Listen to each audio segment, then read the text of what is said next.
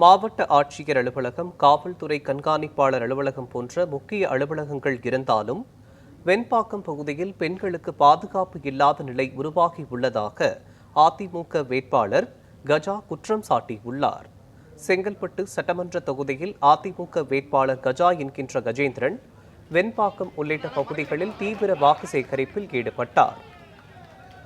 இருக்கன்குரப்பள்ளி, பிடி நகர், வஉசி நகர், பாரதிபுரம், ஆலப்பாக்கம் ஆகிய பகுதிகளில் பொதுமக்களை சந்தித்து ஆதரவு கோரினார்.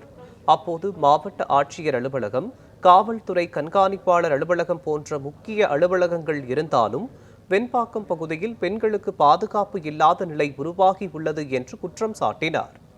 கடந்த 5 ஆண்டுகளில் திமுக அரசு மற்றும் நகராட்சி நிர்வாகம் தேவையான நடவடிக்கைகளை எடுக்கவில்லை என்றும் விமர்சித்தார்.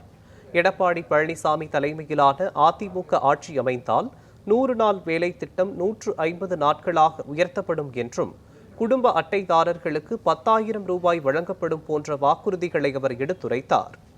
இந்த பிரச்சாரத்தில் கூட்டணி கட்சி நிர்வாகிகள் திரளாக கலந்து கொண்டு வாக்கு சேகரிப்பில் ஈடுபட்டனர்.